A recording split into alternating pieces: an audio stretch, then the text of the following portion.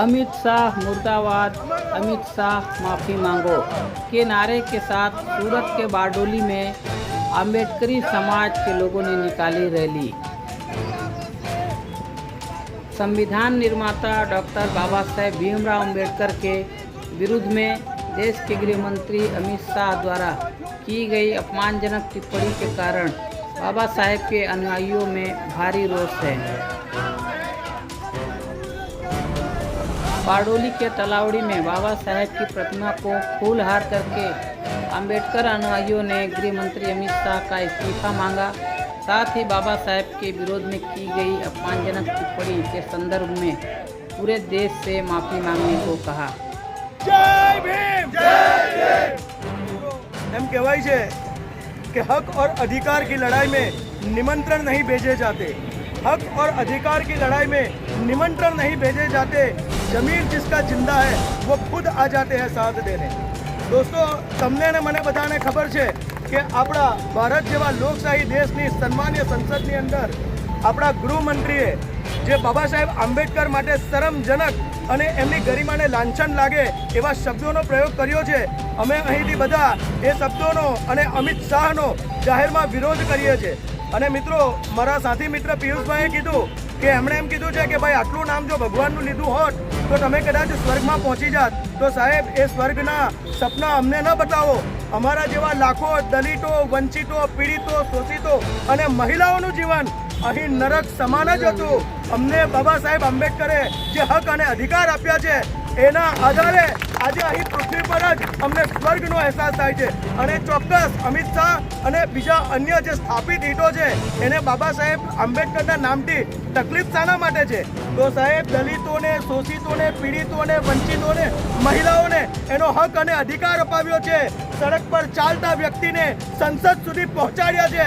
એટલે આવા સ્થાપિત હિતોના પેટમાં તેલ રેડાય એ ચોક્કસની વાત છે। પણ આપણે અહીંથી આહ્વાન કરીએ છીએ કે તમે બંધારણીય હોદ્દા પર છો। આ જે શબ્દ બોલ્યા એ તમે કોઈ પણ હિસાબે ચલાવી લેવાના નથી। તમારે જાહેરમાં ભારત રત્ન ડૉક્ટર BR આંબેડકર સાહેબની માફી માંગવી પડશે અને તમારે જાહેરમાં આ જે ભીમને માનનારો વર્ગ છે એની પણ તમારે માફી માંગવી પડશે। નહીં તો તમારે આ બંધારણીય હોદ્દા પરથી રાજીનામું આપવું પડશે। અને મિત્રો, હું તો તમને છેલ્લે એક વાત કહું છું કે દર વખતે ક્યાંક ને ક્યાંક SC/ST સમાજના જે બંધારણીય હક અને અધિકારો છે એની પર ક્યાં તો એના કોઈ સન્માન્ય જે આવા નેતાઓ છે કે આપણા સન્માન્ય પુરુષ છે એમની ગરિમા પર હંમેશા લાંછન લગાડવામાં આવે છે। તો એ વસ્તુ આપણે ક્યારેય સાંકી લેવાની નથી। અને તમારા અને મારા દિલમાં એક આગ હંમેશા जलती रहनी चाहिए। અને એના માટે કહી सकूं कि हो गई है पीर पर्वत सी अब पिघलनी चाहिए। अब उस हिमालय से कोई गंगा निकलनी चाहिए। सिर्फ हंगामा खड़ा करना मेरा मकसद नहीं, मेरी कोशिश है कि ये सूरत बदलनी चाहिए। मेरे दिल में नहीं तो तेरे दिल में चाहिए। हो कहीं भी आग, लेकिन आग जलनी चाहिए, आग जलनी चाहिए। बाबा साहेब જે બંધારણ આપ્યો એના અનુસંધાનમાં જ રાજ્યસભા અને સાંસદ સભા અને વિધાનસભા, તાલુકા પંચાયત હોય, જિલ્લા પંચાયત હોય કે ગ્રામ પંચાયત સુધીના તમામ લોકો ચૂંટાઈને એનું પ્રતિનિધિત્વ કરીને આ દેશના નાના મોટા પ્રશ્નને વાચા આપતા હોય છે। પણ આજે દુઃખ સાથે કહેવું પડે અને સમગ્ર વિશ્વ આજે જ્યારે આ વાતને વખોડે છે ત્યારે અમે કોઈ રાજકીય પક્ષના આગેવાનનો ખરા જ, પણ જ્યારે બાબા સાહેબ આંબેડકરની વાત જ્યારે આવે ત્યારે સામૂહિક બધા ભેગા થઈને અને બાબા સાહેબ આંબેડકરની આ શ્રદ્ધાની પવિત્ર ભૂમિ પર અમે સૌ ભેગા થઈને બાબા સાહેબને પુષ્પ અર્પણ કરીને અમે એક માંગણી અને એક પ્રાર્થના કરીએ છીએ કે જે સંસદની અંદર અમિત શાહે જે બાબા સાહેબનું જે અપમાન કર્યું છે, કદાચ સાહેબ શબ્દ બોલવામાં પણ એમને તકલીફ રહે છે અને પૂજ્ય શબ્દ કહેવામાં પણ એમને તકલીફ રહે છે। અને એમણે આંબેડકર આંબેડકર આંબેડકર આંબેડકર જેવા એક નાના શબ્દ બોલીને આ દેશને જેણે બંધારણ આપ્યું છે અને તે બંધારણના માધ્યમથી જેઓ લોકસભાની અંદર સ્પીચ આપી રહ્યા હતા, તો મારે દુઃખ સાથે કહેવું પડે કે જ્યારે આ દેશની અંદર જેમના માધ્યમથી બંધારણથી જ્યારે તમે આજે પ્રતિનિધિત્વ આ દેશનું કરી રહ્યા છે, ત્યારે અમારા મસીહા, આ દેશના મસીહા અને આ ભારતનું રત્ન, તેનું આ રીતથી તમે અપમાન કરો કે આ દલિત સમાજ કોઈ પણ સંજોગમાં સહી લેશે નહીં। બીજી વાત એ કે આ સરદારની કર્મભૂમિ છે। બંધારણીય જોગવાઈ મુજબ આ અનુસૂચિત જાતિની વિધાનસભાની બેઠક ફાળવવામાં આવેલી છે. આજે ધારાસભ્ય આ વિસ્તારની અંદર જે બારડોલીના છે એ પણ એક અનુસૂચિત જાતિમાંથી આવે છે અને આજે આ કાર્યક્રમની વાત એમને ખબર પડી ત્યારે હું ખુલ્લા આક્ષેપ સાથે કહું છું કે તેઓ મિટિંગ કરે છે અને અહીંયા આવતા લોકોને રોકે છે એ પણ એમના માટે દુઃખની વાત છે. મારે ઈશ્વરભાઈને અહીંથી ચેલેન્જ આપવી છે કે જો તમે આ બંધારણ ન હટે તો કદાચ તમે ધારાસભ્ય નહીં હોતે અને તમે કેબિનેટ મિનિસ્ટર પણ તમે બનશે નહીં. અને આવનારા દિવસોમાં કદાચ જો તમે આ જ રીતથી ચલાવશો અને આ જ રીતથી આ સરકારને કે આ લોકોને સમર્થન કરશો તો આવનારી પેઢી ઈશ્વરભાઈ તમને માફ નહીં કરશે એવી ખુલ્લી ચેલેન્જ હું તમને આજે આપું. એટલે થોડા છે તો કંઈ નહીં, પણ બાબા સાહેબનું એક સૂત્ર આજે યાદ કરતાં મને આનંદ થાય છે કે શિક્ષિત બનો, સંગઠિત બનો અને સંઘર્ષ કરો. એ રીતે અમારી સમાજે સંઘર્ષ પણ ખૂબ કર્યો છે, શિક્ષિત પણ ખૂબ બન્યા છે અને જ્યારે એક થવાની વાત છે ત્યારે સમય તમને બતાવશે કે આ દલિત સમાજ અને આદિવાસી સમાજ કેટલો એક છે. આટલું કહી વિનું છું. જય હિન્દ, જય ભારત. એક સમયના તડીપાર અમિત શાહ કે આજે દેશના ગૃહપ્રધાન છે, એ દેશનું ખરેખર દુર્ભાગ્ય છે કે વ્યક્તિ દેશના આજે ગૃહપ્રધાન છે, પણ દેશના ગૃહપ્રધાન હોવું એ બંધારણીય પોસ્ટ છે. એમની પાસે જે પોસ્ટ છે એ બંધારણીય પોસ્ટ છે. તો એમણે આ બંધારણીય પોસ્ટ પર હોવા છતાં બંધારણના રચયિતા બાબા સાહેબ આંબેડકરનું સંસદમાં આંબેડકર કહીને 6 વખત શબ્દ ઉપયોગ કરી તોછડી ભાષામાં બાબા સાહેબનું અપમાન કરેલ છે.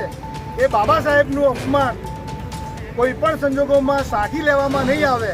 માટે ગૃહમંત્રી અમિત શાહને આ જાહેરમાં કહેવામાં આવે છે કે તમારે બાબા સાહેબની અને ઓબીસી એસસી એસટીના તમામ સમાજની તમારે જાહેરમાં માફી માંગવી જોઈએ અને તમે તમારા પદ ઉપરથી રાજીનામું આપવું જોઈએ એવી અમારી માંગ છે.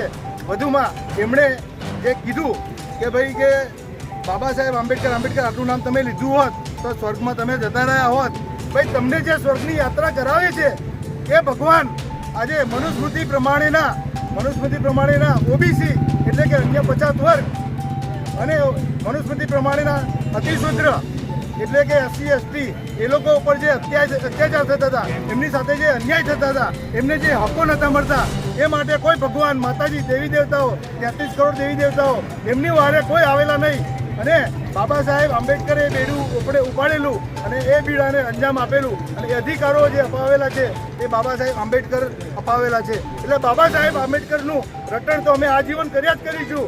અને તમે જે ભગવાન કે માતાજીમાં માનતા હોય, બરાબર, કે જે દેવી દેવતામાં તમે માનતા હોય, અમે એવી અપેક્ષા રાખીએ કે એ ભગવાન તમને જલ્દી જલ્દ સર્વવાસી કરે એવી અમે અપેક્ષા રાખીએ. અને એ સાથે અમે મારા આખું વિશ્વના 194 દેશ છે અને 194માંથી 180 દેશ બાબા સાહેબ આંબેડકરને સ્વીકારી ચૂક્યા છે.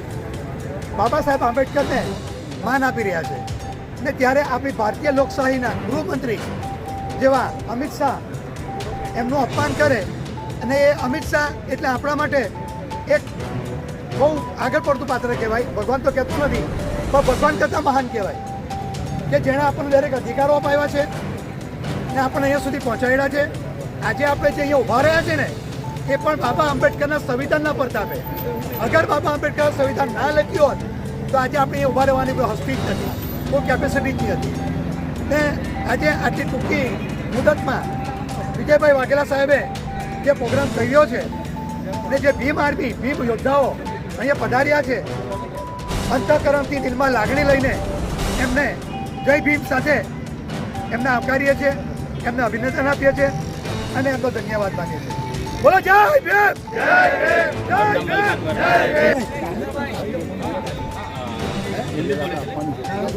मेरा नाम मलखान वर्मा है. मैं बहुजन समाज ज्वाइंट ग्रुप और सूरत जिले का अध्यक्ष भी हूँ. दोस्तों, ये जो अमित शाह जी ने ये टिप्पणी की है बाबा साहब के बारे में बहुत शर्मनाक है. ऐसी टिप्पणी करना यानी कि हमारे महापुरुषों का अपमान करना है और हम अपने महापुरुषों का अपमान नहीं सहेंगे. इसके लिए चाहे हमको धरना करना पड़े, चाहे प्रदर्शन करने पड़े, चाहे कुछ भी करना पड़े, लेकिन हम इस बारे में समाधान नहीं करेंगे. इसके लिए मैं कहता हूँ